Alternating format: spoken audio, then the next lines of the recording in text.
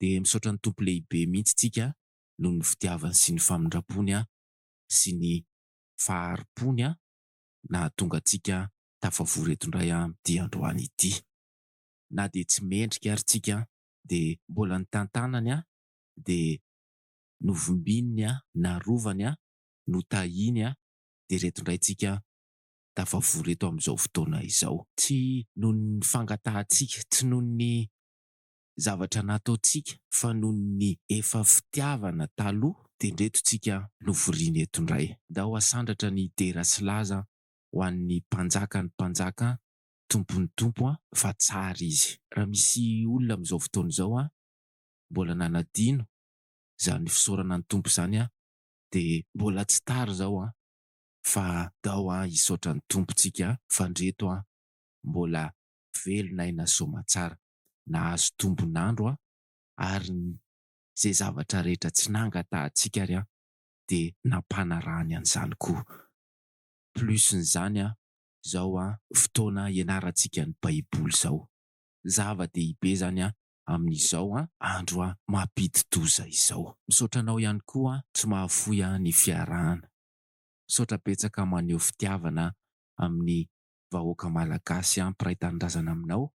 Misaotra betsaka mahafoy ny fotoananao. Ny tompo hamalisoa ny tsirairay avy ary ho fenoana hery ny malagasy rehetra. Fa Andriamanitra mahita an'izao toe-po sy toe-panahinao izao dia hamangy anao ny tompo dia ho fenoany heriny sy ny fanahiny masiny ianao. Izany ny tarigetran'izao fandaharan'izao dia ny ho fenoana ny herin'Andriamanitra ny malagasy rehetra. Ampifaliana no hiarabanay ianao amin'izao fotoana izao.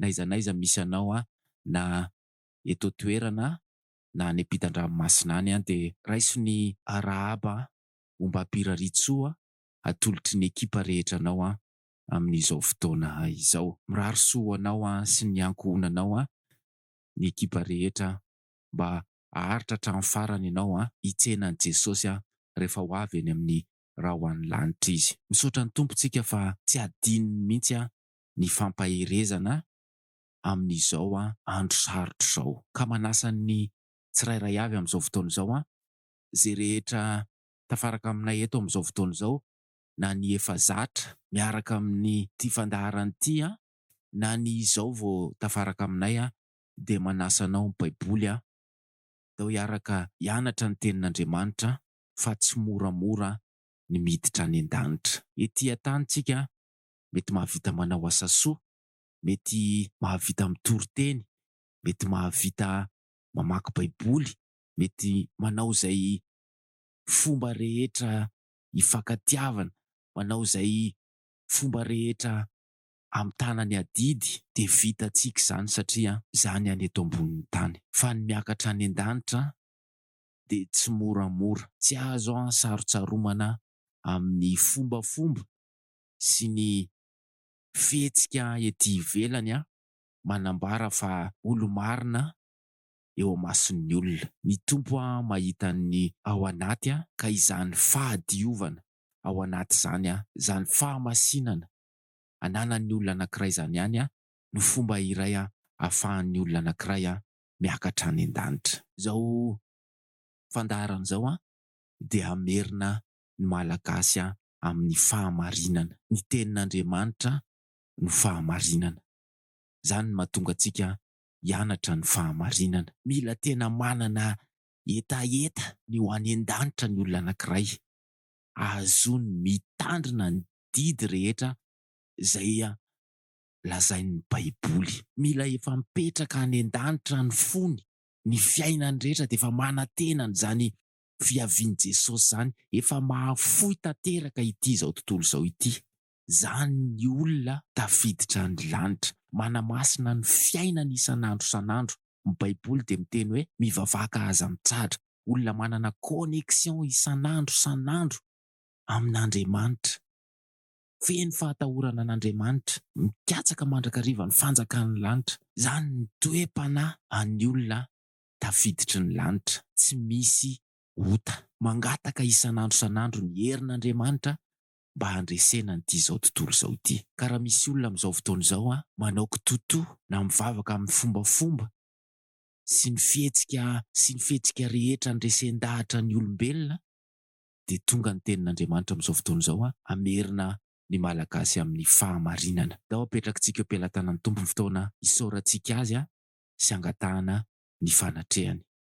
Jesosy misaotra betsaka indray amin'ity androany ity. Tsapanay ny fitiavana, tsapanay ny famindrapo, tsapanay ny fahariponao amin'ny tsy fahataterahanay, amin'ny fahotanay, amin'ny tsy fahalavorarianay, amin'ny fiainanay isan'andro. Misaotra nanome an'izao androany izao indray.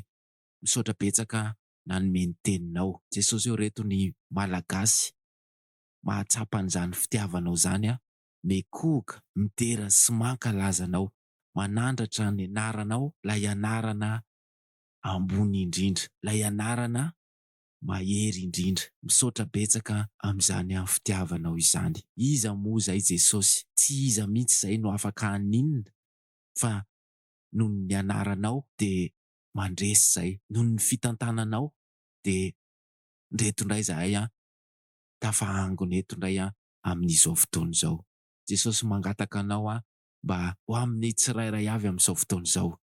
Miparitaka be ny malagasy amin'izao fotoana izao any ampitan-dranomasina rehetra any vangio ny tsirairay avy amin'izao fotoana izao, feno ny herinao, feno ny fanahinao masina. Jesosy eo jereo ny fo mangetaheta ny ho any an-danitra. Tompo, jereo ny fo mangetaheta sy mikatsaka ny fanjakanao. Jereo ny fanahy reraka mitady famelombelomana. Jereo ireo olona te ho afaka amin'izao fotoana izao. Ianao mahay an'izany, ianao ny mpamonjy anay, ianao ny mpanafaka anay. Dia mekoka eo anatrehanao ny malagasy rehetra amin'izao fotoana izao, mangataka ny fanatrehanao mba hiasa amin'ny tsirairay avy ny teninao amin'ity androany ity. Tompo, miasa aminay fa tsy mahavita na inona eto izay raha tsy eto ianao. Zay efa zatra n'izany Jesosy, zay efa zatra ny fanatrehanao, milanao sy ny herinao, ny fanahinao masina izay ny tananao manendry ny tsirairay avy amin'ity androany ity, manatreha n'izao fivoriana izao hatramin'ny voalohany ka hatramin'ny farany. Arovy amin'ny asa maizina izahay. Jesosy io midera sy laza ny voninahitra mandrakizay no atolotry ny malagasy anao amin'izao fotoana izao, ary amin'ny anaranao no hanononanay izao vavaka izao, tsika rehetra na hoe amen. Androantsika dia hianatra ny momba ny fanavaozana. Amaky tenin'Andriamanitra tsika ao amin'ny Heritiana 2:4-5 amin'ny anaran'i Jesosy. Noho izany tsy ketraka izahay fa na dia mialevona aza ny olonay eo ivelany, dia avaozana isan'andro ny olona anaty.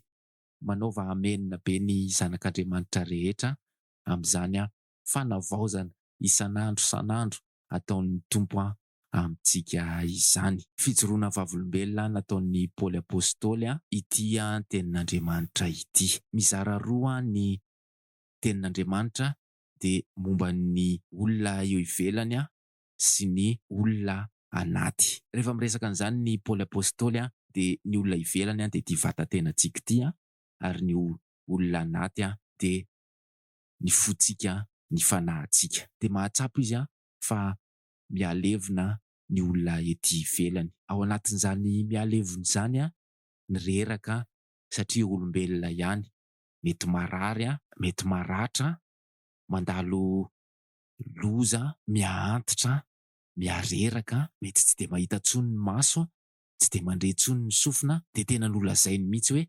mialevona ozy ny olona eo ivelany. Mandalo an'izany tsika satria izany ny fiainana eto tany.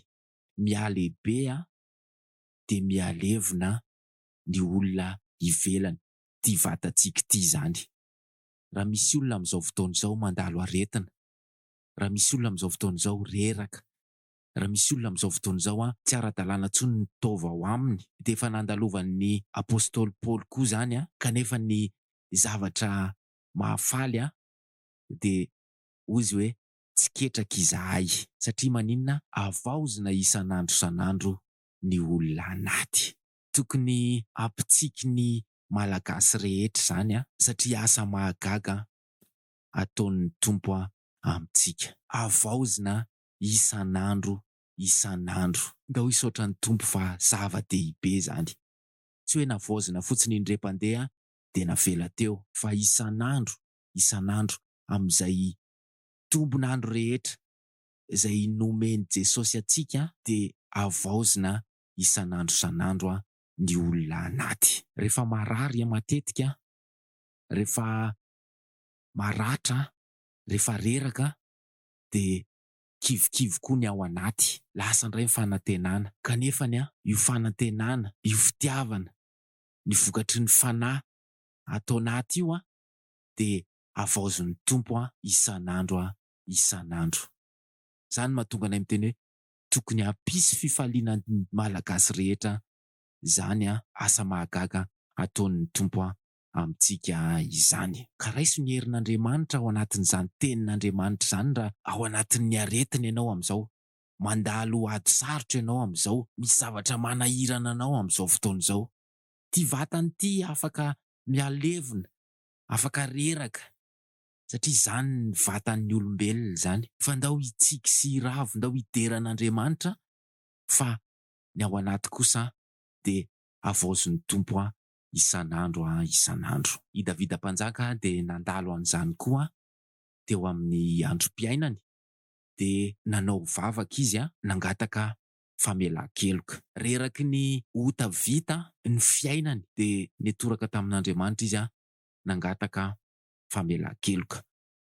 Ovakitsika ny bokin'ny Salamo fa 150:5 amin'ny anaran'i Jesosy. Fahatsaroko ny fahadisoako ary eo anatrehako mandrakariva ny fahotako. Taminao dia taminao ihany no nanotako ary nanao izao ratsy teo imasonao izao aho mba ho marina ianao raha miteny ary tsy hanatsiny ianao raha mitsara. Amirony fo madio aho Andriamanitra ary avaozy ho fanahy marina ny ato anatiko. Aza manary hiala eo anatrehanao ary aza manaisotra ny fanahinao masina amiko. 12 ampidio amiko ny fifalian'ny famonjenao ary tohany fanahy mazoto aho. Izay ny vavaky Davida rehefa reraky ny fahotana ny fiainany. Tsapany mihitsy fa nanao ratsy teo mason'Andriamanitra izy. Ary izany ny tena zava-doza indrindra satria rehefa manao ratsy tsika dia mieritreritra fa tsy hitan'ny olona dia tsy maninona. Ndao hianatra tsika fa ny fiainantsika dia tsisy miafina eo anatrehan'Andriamanitra. Dia tsapany Davida izany hoe nanota izy ary tena hitan'Andriamanitra izy nanota. Raha misy olona amin'izao fotoana izao tafaraka aminay mieritreritra fa tsisy mahita ny fahotana atao any miafina, any ambadibadika any, raha misy tanora manao izay tsy mety eo anatrehan'Andriamanitra dia miafinafina. Ny ray aman-dreny mety tsy mahita, ny mpampianatra mety tsy mahita, ny mpanompon'Andriamanitra mety tsy mahita, fa androany ny tenin'Andriamanitra mampianatra fa isaky ny manota dia tokony ho tsaroana foana fa manota eo imason'Andriamanitra. Raha tena azo an-tsaina izany dia tsy asahanota intsony ny malagasy satria atahotra an'Andriamanitra satria ny mason'ny tompo dia manerana izao tontolo izao. Hitany tsara mihitsy isan-tsegondra isaky ny dingana izay atao ny fiainany rehetra. Nanazevatra ny Davida izany fahatsapany izany fa nanota teo mason'Andriamanitra izy dia nandeha ny fony izy nangataka famelana. Amirony fo madio ao Andriamanitra ary avaozy ho fanahy marina ny ato anatiko. Izay le fanavaozana ataon'Andriamanitra isan'andro ho an'izay rehetra matahotra an'Andriamanitra. Teto Davida dia nahatsapa mihitsy fa le ato anaty mihitsy ny mila havaozina. Tsy mila fihetsika be da be, nanao fanimpona, nanao fombafomba izy, fa tonga izy dia teny direkta tamin'Andriamanitra hoe avaozy ho fanahy marina ny ato anatiko. Manasa ny malagasy rehetra amin'izao fotoana izao ny tenin'Andriamanitra, angataka amin'Andriamanitra mba hanavao ho fanahy marina ny ato anatintsika menakavy. Mila manao an'izany tonom-bavaka izany ny Malagasy raha ohatra ka tena te ho any an-danitra marina, satria maloto eto amin'izao tontolo izao tsika. Na ny zavatra jeren'ny maso, na ny zavatra saintsainina, na ny zavatra raisin'ny tanana, ny alehan'ny tongotra, ny henon'ny sofina, ny tenen'ny vava, dia mandoto antsika isan'andro isan'andro. Izany no mahatonga ny Baiboly miteny hoe havaozina isan'andro isan'andro. So dia misy Malagasy diso hevitra any amin'izao fotoana izao ka hoe iny indrem-pandeha iny ihany, iny fanondroana iny ihany, efa nahavita an'izany fangatahana fanavaozana izany zahay. Non, isan'andro isan'andro hozy ny Baiboly. Manomboka androany raiso ho fahazarana tsara izao ampianarin'ny Baiboly antsika izao hoe Tompo havaozy ho fanahy marina isan'andro isan'andro ny ato anatiko. 12 aza manary hiala eo anatrehanao, ary aza manaisitra ny fanahinao masina ato amiko. Tena ny insisteny Davida mihitsy ny toeran'ny fanahy masin'Andriamanitra ao aminy, satria fantany tsara fa io ihany no manamasina ny fiainana isan'andro. Fantany tsara fa tsy tao ny fanahin'Andriamanitra dia nahavita nanota izy. Androany koa tsika dia hanao ohatran'ny Davida, ndao hangataka ny fanahin'Andriamanitra isan'andro isan'andro. Ndao havaozina le fanahy maloto, le fanahy ratsy, feno fankahalana, feno faharatsiana atao anatintsika, mba ho havaozina ho lasa ho feno ny fanahin'Andriamanitra Malagasy rehetra, ary ataon'ny Tompo izany isan'andro isan'andro. Ndao ary tsika hangataka an'izany fanavaozana izany mba hitoetra atao amintsika ny fanahy masin'Andriamanitra. Ampidio amiko ny fifalian'ny famonjenao ary toahany fanahy mazoto aho. Tsy niresaka ny vatany mihitsy izy, fa fantany tsara mihitsy fa ilay olona anaty io no tena dinian'Andriamanitra, satria mpanjaka izy dia mety azona fenofenona daholo ny fahotana rehetra, satria amin'ny mahampanjaka dia manana ny fahefana izy, nakombona ny vavan'ny olona. Rehefa mitafy ny fitafian'ny mahampanjaka izy dia tsy mahita amin'ny mason'ny olona ny fahotana any anaty, kanefa tsapany Davida tsara mihitsy fa maloto ny fahotana ny fanahiny ao anatiny. Tsy manana fifaliana tsony izy, dia hozy izy hoe ampidio amiko ny fifalian'ny famonjenao. Tena mila vonjy izy, fa fantany fa ny fifalian'ny famonjen'Andriamanitra ihany no tokony ho fifaliana ao anatiny. Fa raha mampanjaka azy dia tokony ho faly izy, satria afaka manao ny zavatra rehetra. Tsy nahafaly azy zany fa nampalahelo azy zany, mampavesatra ny fiainana zany, satria tsy taho intsony le fifalian'ny famonjena, tsy taho intsony le fanahy marin'Andriamanitra, dia nangataka famelan-keloka izy mba hamerenan'Andriamanitra izany fifaliana sy fanahy mazoto izany. Androany ndao hanetri-tena koa tsika fa tsy ilozan'izay loto ny fiainantsika. Ndao hanetri-tena eo anatrehan'Andriamanitra fa tsy tian'ny Tompo ny manamari-tena, fa ny olona miaiky ny fahotana dia havaozin'ny Tompo isan'andro isan'andro ny olona ao anaty. Mila manana toe-panahy manetri-tena ny Malagasy amin'izao fotoana izao, azahoana manatanteraka an'izany fangataham-pahamelana izany. Mbola hijery ohatra anankiray indray tsika dia i Jeremiapa aminany. Misy vavaka nataony koa ao amin'ny boky atao hoe ny fitomaniny Jeremia, toko 7:1 amin'ny anaran'i Jesosy. Izao ilay lehilahy nahita fahoriana tamin'ny tsorakazon'ny fahatezerany. Tongotsika dia andingana eny amin'ny andininy 9:20. Dia hoy aho, levona ny heriko sy ny fanantenako avy amin'ny Jehovah. Rehefa mahatsiaro ny fahoriako sy ny fanjenjenako dia ny zava-mahafaty sy ny rano mangidy. Tsaron'ny fanahiko indrindra izany ka mitanondrika atao anatiko izy. 20. Izany no eritreretiko atao-poko ka dia anantena aho. Ny famindrapon'i Jehovah no tsy nahalany ritrantsika, fa tsy mitsahatra ny fiantrany. Vaovao isa-maraina izany lehibe ny mahatoky anao. 20. Jehovah no anjarako, ho ny fanahiko ka anantena azy aho. 25 farany.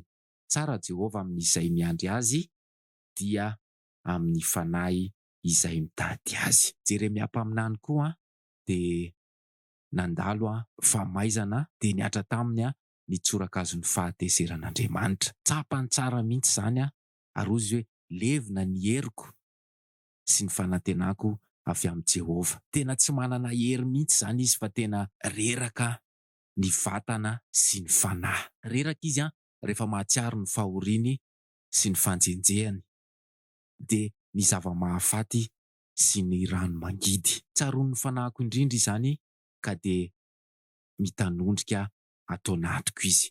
Izay ilay niresahantsika tamin'ny voalohany ihany koa, tahaka ny an'ny apôstôly Paoly rehefa misy zavatra mahazo ty vatana ity teto hijery mampaminany dia nahatsiaro ny fahoriany sy ny fanjenjehany dia ny zava-mahafaty sy ny rano mangidy. Niatra taminy mihitsy izany zava-mahafaty izany sy ny rano mangidy. Tena nangidy mihitsy izany ny fiainany dia netraika tamin'ny fanahiny izany ka hozy izy hoe mitanondrika atao anatiko ny fanahiko. Izany ny fomba fisehoan'ny fiainan'ny zanak'olombelona efa tamin'ny androny Jeremia mpaminany dia mbola tonga aty amintsika ihany koa. Amin'izao fotoana izao dia reraka noho ny fahoriana, noho ny aretina, vokatry ny fahotana, vokatry ny faharatsiana, ny taranaka faramandimby amin'izao andro iainantsika izao. Misy olona ve tafaraka aminay eto amin'izao fotoana izao ka mahatsapa fa miatra amin'ny fiainany koa izany zavatra niatra tamin'ny Davida sy Jeremia mpaminany izany, dia izany indrindra mahatonga an'izao fampianarana izao. Fa tena mitraika any amin'ny fanahy ny vokatry ny fahotana sy ny faharatsiana misy amin'ny fiainantsika. Izany mahatonga antsika mianatra hoe ny tompo ane afaka manavao isan'andro ny ao anaty, satria ty vatatena ty dia hiaran'ny zavatra be da be amin'izao fiainantsika eto tany izao. Dia izany mahafaly izany satria ny tompo mbola afaka manavao ny olona anaty. 1:20. Izany no eritreretako atao boky ka anantena aho. Tonga saina zany izy. Dia rehefa tonga saina izy dia lasa nideran'Andriamanitra amin'izay izy. Eo amin'ny 2:20 dia nideran'Andriamanitra ny Jeremia mpaminany manao hoe ny famondrapon'i Jehovah no tsy mahalany ritratsika fa tsy mitsahatra ny fiantrany, vaovao isa-maraina izany lehibe ny mahatoky anao. Tonga dia velona indray ny fanantenana. Misy asa mahagaga ataon'ny tompo tao amin'ny Jeremia mpaminany satria nieritreritra izy, satria fantany fa manana ray izy, mbola afaka manavao isan'andro le olona anaty. Dia tena navaozon'ny tompo tokoa izy, dia niverina indray ny fiderana, dia velona indray ny fanantenana, dia mideran'Andriamanitra izy hoe ny famondrapon'i Jehovah ny tsy nahalany ritratsika fa tsy mitsahatra ny fiantrany, vaovao isa-maraina izany. Raha efa nahatsapan'izany Davida mpanjaka, nahatsapan'izany koa Jeremia mpaminany, nahatsapan'izany koa ny apôstôly Paoly anjarantsika indray izao. Ndao hangataka ny fanahy masina apiaiky, ahatonga saina, dia ndao hideran'ny tompo indray, ndao averina indray ny fiderana, ndao hitaraina amin'ny tompo indray, ndao asandratra indray izy mba ahazony manao an'izany asa mahagaga izany amin'ny tsirairay avy amin'izao fotoana izao. Miangavy ny malagasy rehetra ny baiboly amin'ity androany ity mitsangana indray, ndao hideran'ny tompo fa lehibe izy, ndao asandratra izy fa afaka manao ny asa mahagaga tsy takatry ny saina, dia amin'ny fanavaozana ny tsirairay indray amin'ity androany ity. Mitsangana ianao dia derao ny tompo fa havaoziny isan'andro ny olona ao anaty. Jehovah no anjarako, ho ny fanahiko, ka dia anantena azy aho.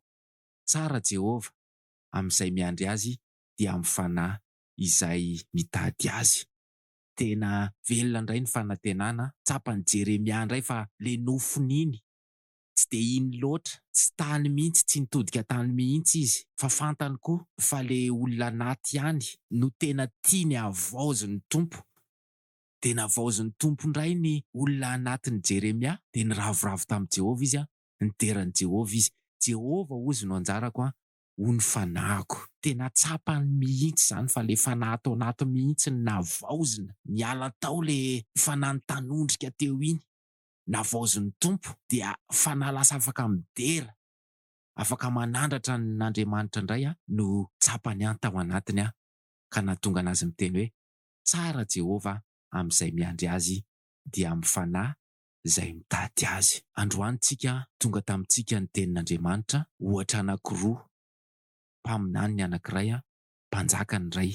Iza moa tsika no tsy mba hangataka ihany koa izany fanavaozana ataon'ny Tompo izany? Ndao hanapa-kevitra manomboka androany, ndao hanapa-kevitra tsika manomboka androany, hangataka amin'ny Tompo mba ho avaoziny isan'andro isan'andro ny fanahintsika.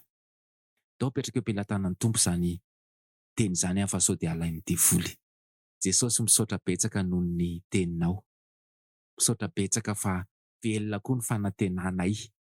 Iza moa izahay Jesosy ny tsy hangataka, tsy haniry izany asa mahagaga efa nataonao tamin'ny andron'ny Davida mpanjaka izany, efa nataonao tamin'ny andron'ny Jeremia mpaminany izany. Tompo ndre tokoa ny malagasy, anjaranay koa izao hangataka ny fanavaozana amin'ny fanahinay. Tompo maloto izahay, Tompo tsy mendrika izahay. Androany mekoka ny malagasy rehetra. Tompo avaozy mba ho fanahy marina ny ato anatinay. Tompo ampio ny tsirairay avy amin'izao fotoana izao mba hanana fanetretena azonay mangataka fanavaozana ho an'ny fanahinay. Mamindrafo amin'ireo izay rehetra mbola misiriziry, mamindrafo amin'ireo izay manamarintena, Tompo fa efa naheno izay androany fa ianao dia manao asa mahagaga, manavao isan'andro isan'andro. Misaotra anao izahay. Matoky izay fa efa nataonao tamin'ny Davida mpanjaka sy Jeremia mpaminany dia ho ataonao amin'ny malagasy ihany koa. Manaiky izay Jesosy. Iza moa izahay, tsinitsinina mihitsy izahay, izay mila an'izany fanavaozana izany isan'andro isan'andro. Jesosy, izahay te ho any an-danitra, izahay te hanana fo madio, izahay te hanana fanahy marina ato anatinay. Vangion'ny malagasy tsirairay avy amin'izao fotoana izao. Misaotra betsaka noho ny teninao, misaotra betsaka nanadio, misaotra betsaka namangy, misaotra betsaka nanafaka. Tompo, misaotra betsaka niaraka taminay teto hatramin'ny voalohany ka hatramin'ny farany. Andeha hiverina amin'ny fiainana andavanandro indray reto malagasy reto, tsy ny eto amin'izao fotoana izao ihany Tompo, fa ny segondra rehetra izay mbola omenao, ndao hiaraka aminay. Tera sy laza sy voninahitra mandrakizay no atolotra ny mpanjaka sy ny Tompo amin'ny anaranao nanaovana izany vavaka izany ny malagasy rehetra na hoe amen. Mankasitraka indrindra ny mpiray tanindrazana tsy nahafoy ny fiarahana androany, tsy niova radio ianao, mametraka ny mandram-piaona izay fa manantena ny mbola hifankahita. Ndao hangataka fanavaozantsika fa efa ho avy Jesosy.